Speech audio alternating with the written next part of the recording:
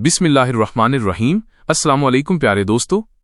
आज से करीब 900 साल पहले बगदाद शरीफ में एक पर्दे वाली औरत अपने बच्चे की लाश को चादर में लपेटकर सीने से लगाए दिल भरकर रो रही थी। इतने में एक छोटा सा बच्चा भागता हुआ आया और नरमी से पूछने लगा, अम्मा आप क्यों रो रही हैं? उस औरत ने कहा, बेटा मेरा शौहर इंतकाल कर गया है।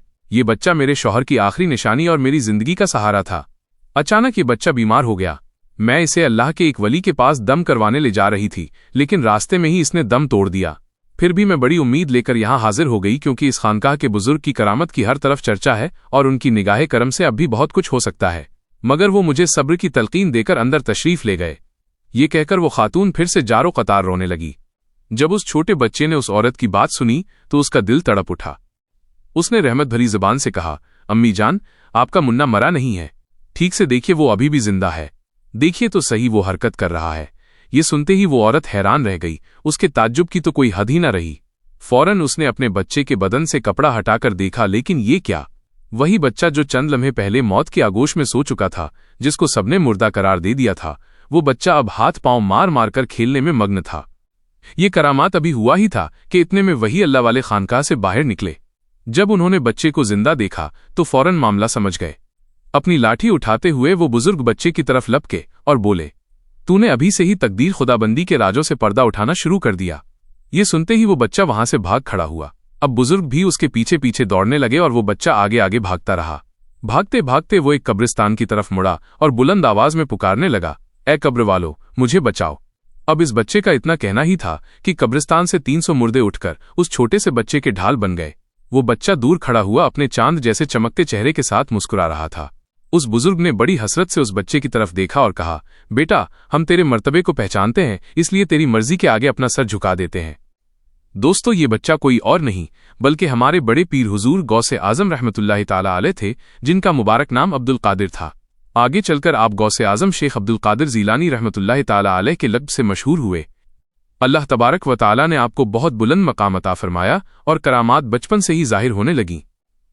एक वाक़या यूं है कि जब आप मदरसे से पढ़कर घर लौटे तो अपनी अम्मी जान से कहा, अम्मी जान, आप पर मेरा एक एहसान है। आपकी अम्मी जान ताज्जुब में आ गईं और कहने लगीं, अब्दुल कादिर, आखिर तुमने मुझ पर क्या एहसान किया? आपने फरमाया, अम्मी जान, क्या आपको याद है मेरी पैदाइश से पहले का एक वाक़या? एक बार एक भिखारी हमारे दरवाजे पर भीख मांगने आया था। आपने सोने के कंगन पहन रखे थे और पर्दे की आड़ से उसे कुछ देने की कोशिश की थी, लेकिन वो भिखारी उस कंगन के लालच में घर के अंदर घुस आया था। आप डरकर घर के एक कोने में छुप गई थीं और चीख पड़ी थीं कि अल्लाह मेरी हिफाजत फरमा। तभी अचानक वहां एक बड़ा शेर नामदार हुआ, जिसने उस भिखारी को चीर फाड़ कर रख दिया था। अम्मी जान, क्या ये बात सच है? आपकी अम्मी जान ने कहा, हाँ बेटा, बिल्कुल सच है। तो आपने मुस्कुराते हुए फरमाया, अम्मी जान, वो शेर मैं ही था जिसने उस डाकू को चीर फाड़कर आपकी हिफाजत की थी।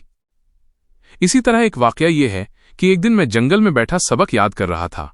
उस वक्त गुर्बत और भूख से बहुत परेशान था। अचानक मुझे आवाज आई, ए अब्दुल कादिर, जा और खाने के वास्ते कर्ज ले ले ताकि इल्म हासिल करने में रुकावट ना आए। मैंने कहा, मैं गरीब हूं, कर्ज कैसे दूंगा?